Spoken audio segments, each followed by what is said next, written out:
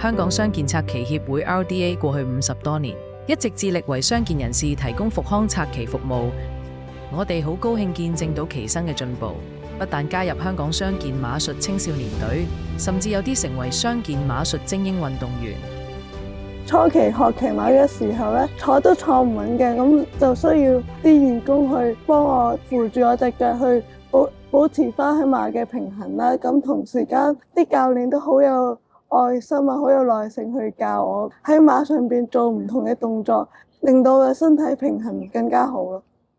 咁我第一次比賽係喺2011年啦，咁喺英國比賽嘅。咁有呢個機會咧，我都係好多謝 RDA 去協助到我參加到呢次比賽啦。咁從中我學到好多唔同嘅騎術技巧啦，同埋攞到好多比賽嘅經驗啦，識到唔同國籍嘅選手，同我哋做咗好朋友咯。即係你要相信自己做得到，而去大膽去挑戰下自己嘅能力啊，去突破下自己咯。4歲嗰陣時開始認識 RDA 啦，咁我亦都喺4歲嗰陣時係開始騎馬。到我跌咗落嚟嗰陣時啦，佢哋幫手即係綁住我，話俾我知叫我唔好放棄啊！你要即係繼續努力再試過咯。當見到佢哋喺度騎緊馬嗰陣時，咁我都有回想起翻以前即係 RDA 嘅日子咯。喺 RDA 嘅日子其實都好開心。我會話俾佢哋知，叫佢哋唔好放棄，加油，繼續努力。咁我就覺得好感激啦，同埋好感動啦。呢樣嘢其實係我嘅願望啦。咁其實令到一個有個鍛鍊身體同埋令到我成長嘅一個機會。咁就好多謝屋企人同埋 RDA 佢哋嘅支持同埋幫助啦，令到我可以喺訓練入面更加專注，同埋遇到困難嘅時候有一個上進嘅心態啦。如果冇咗佢哋咧，我覺得我自己就冇呢個地步去有呢個成就。